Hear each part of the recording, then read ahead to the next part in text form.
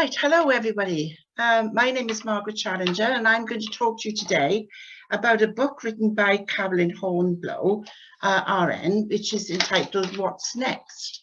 There's the book and it is available now in print. First of all, I suppose the best part of this interview is to introduce you to Carolyn. So hi Carolyn, how are you? Hi Margaret, fine, thank you. Excellent. The book has been written based on years of your nursing experience. So tell me, how did you come to be a nurse in the first place and where did that career take you? Oh, over the world. I wanted to be a nurse since I was about 7 or 8, and I used to keep taking all my friends' temperatures. My parents weren't too keen on it. They wanted me to go into medicine, but I wanted to be a nurse at the bedside. That was my emphatic. I wasn't interested in going to do a university degree. I wanted to do the traditional 3-year hospital training, which I did up in Edinburgh at the Royal Infirmary in Edinburgh. And I always wanted to go overseas because I'd spent a lot of my time as a child overseas. So I went to, after finishing my nursing training and then my midwifery training, I went to Sydney, Australia with a friend and did 1 year north of Sydney in a place called Hornsby in their intensive care unit. That was also their coronary care unit. And then I went down to Sydney because there was an intensive care course that was running for a year. So I worked there for a year, and that was a terrific experience. People had tubes everywhere. I couldn't believe it. I'd had a year of experience in intensive care, and I couldn't believe how many tubes could come out of a human body. And worked with the consultant who was with us in the unit. He started the paramedic system in Sydney. He'd gone to Seattle, America, to learn about it. And so we had to do a couple of days in the ambulance with the paramedics, which I found terrifying because it was 90 minutes, 90% boredom and 10% of terror. And then I went to America and I spent 18 years in America nursing in various departments, first of all in intensive care and then in other departments as well as medical and surgical inpatients. Wow, and it's as a result of that phenomenal varied career that you've written this book, After Life-Threatening Diagnosis, which is a dread to everybody, isn't it? Yes. Those words, you have cancer, you have a terminal illness. It Yes. must be horrendous. And your opinions in the book are strongly catalogued on the welfare of your patients.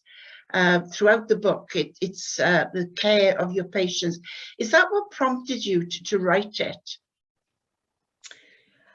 I did have a concern that people weren't allowed to express their fears right up front, because traditionally it's discouraged by the medical and nursing profession. It tends to be, don't worry, you'll be fine. It's a 90% success rate.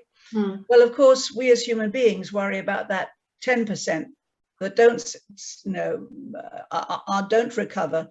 And but traditionally, that's not encouraged to be discussed. It's like, don't worry, you'll be fine, you'll be fine. It's sort of, your fears are brushed away.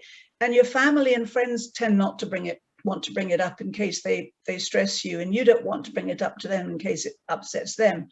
So consequently, you're sitting with this degree of stress and fear that you might not make it. That you might die from this. And it can be all sorts of illnesses. It can be a heart attack, a stroke, Parkinson's, as well as tumors in various parts of the body. And so I was always concerned that people were not allowed to express their concerns until they became deemed terminal. At the point where they're deemed terminal, there's excellent care, both with hospice and palliative care, which is what it's called, where you're encouraged to express your concerns. So I felt that the more you could express your concerns early on, a degree of that stress would be eased. And that easement of that stress would allow for more healing potential, because we all know that stressed animals don't heal well. So if you can reduce some of the stress by talking about some of your fears, that gives you the chance to improve your healing potential. So say if you lose 20% of the fear, then you have 20% more energy for positive promotion of healing. And from your experience, when you've been with a patient who knows that they're terminally ill and maybe just days to live, and you've been able to talk to these people and see the strain removed from their tormented faces, I should imagine. Yes, very much. It's interesting. My first experience of seeing death was when I was about 13, 14. I was in a hospital having surgery, and the lady in the ward died. And she had been really stressed beforehand with coughing and just not comfortable. And when she died, we were all taken out of the ward, and my foot brushed against her curtain that they had put around her because I was in a wheelchair with my foot up. And I remember thinking how peaceful she looked. When I saw that, it was like, wow, she was a different lady. And I've seen that subsequently when the actual death occurs. Very often there is a real peacefulness that crosses the person's face, and you sense that something has shifted for sure. And yes, so but it's the process before that can be hard. Yeah, it just confirms that we are not our bodies, doesn't it? Yeah. It just confirms that. When did you start thinking about putting words onto paper? Do you think you were inspired to do this? Yes, I was. I had met my spirit team, and they said, we want to work with you.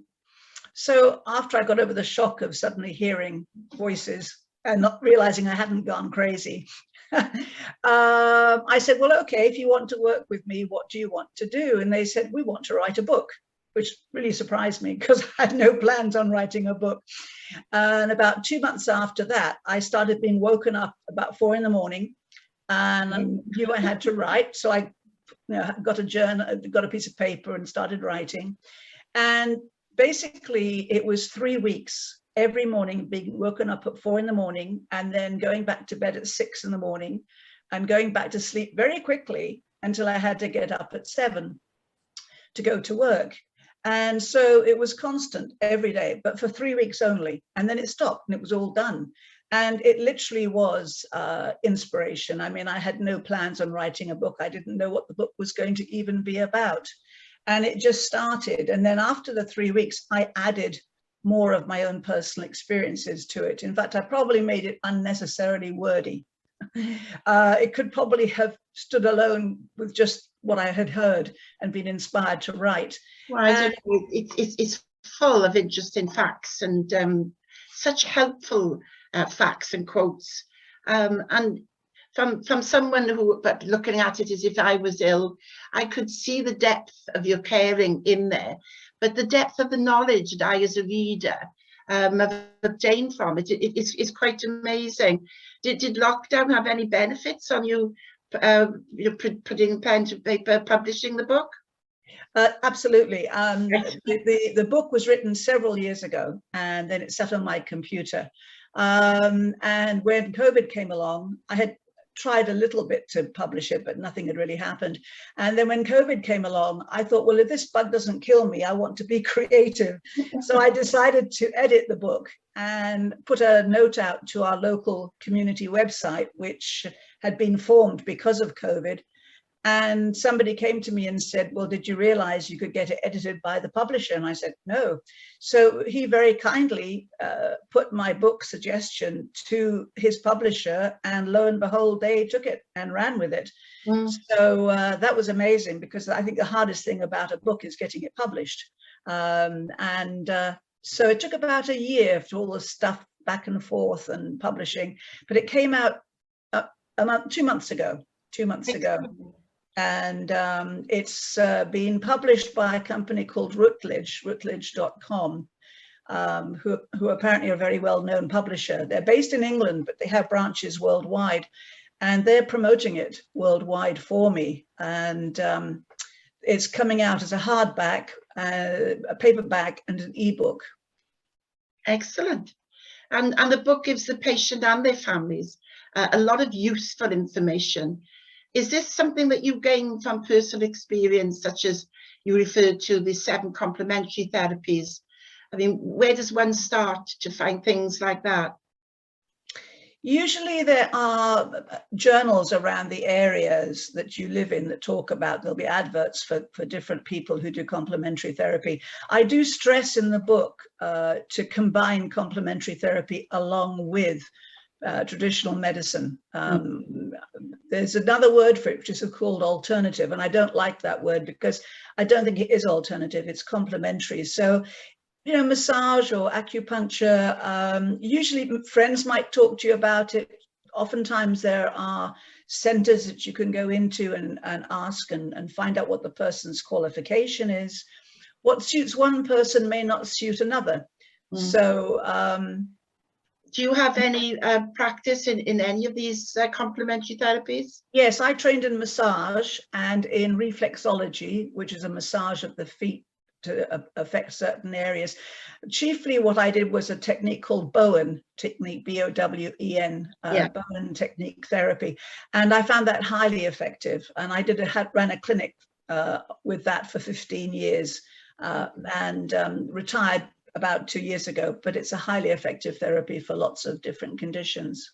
And the book, it states all the complementary therapies that are available. So well done on that. And there's other practical information as well, even down to making a will, which is so helpful, because if you were to pick up a book like this in time of need, which is, I should imagine a lot of people would, that practical advice on making a will and the undertakers is all in there. It's so helpful. And I think what's important about the will aspect, the first part's about somebody who's got an illness. The middle part's about wills and living wills and arrangements and what have you. And then the last part is about appreciating life that we have right now. The middle part about arranging wills, I think, is important for everybody. You know, we make preparations for births and marriages, but we kind of push that whole concept of death and dying away. And it's so important to write a will. I started writing a will for some reason when I was about 26, and I periodically just update it. Likewise, you know, things like computer passwords and phone passwords, because if someone suddenly dies, and it could easily be a young person from a motorbike accident, you know, it's important to have this stuff listed. And circumstances change in our lives, don't they? So we need to keep up to date with that. It's just like keeping a diary, really, isn't it? Making notes. Apparently only about 40% of people in Britain and in America write wills. Well, you see, the problem with that is that if you haven't written a will, then the government gets to choose what goes where. That's right. Yeah. You know, you could have a favorite piano that you want to go to Aunt Bertha, and you know, Aunt Susan gets it instead. Reading the book and all that it contains, in my opinion, would be a great handbook for all student nurses. Practical help and your experience over many, many years have come through so very well, and can only be an asset to the reader. So how are we going to market this book? That's $1 million question. I'm working on market. Well, it's available on Amazon, and I'm also writing up things like Facebook details about it, and Instagram and Twitter. Of course, with COVID, it's hard. There's not going to be book talks and things like that. But don't know. That's a work in progress. How I'm going to market it. Well, it's very well worth every spot of energy that you put into marketing it. As I say, it should be a handbook for any student nurse. Most definitely help to those who are facing a bereavement and to those who are bereaved. So I can't say enough that it would help everybody. No, thank you. Yes, I did put a little chapter in about grief, but there's a lot of work written about grief. I also wanted to emphasize being grateful that we're just alive, whether we're dying or not. You know, it's like we take life for granted, and there's so much to appreciate about it. So things like, you know, making amends as soon as you can, being grateful for the day, appreciating what you have and focusing on that, not so much on focusing on what you don't have, and how spirit is so important within all that too. That we're not just physical beings, but we are also spiritual beings, and to give some time each day for that, you know, 10-15 minutes reflection time, meditation time. Yeah, so a few of us say thank you for our lives, and it is so important. Yeah. And as you say, Carolyn, to have some hope from someone, a friend, a nurse, a relative, must be such wonderful medicine for the person who is suffering, to just have that hope. And as you put it throughout the book, the hand of friendship, the hand of healing. So yeah, it's I can highly recommend the book, and I'm sure it will do very well. So thank you, Margaret. Thank you for your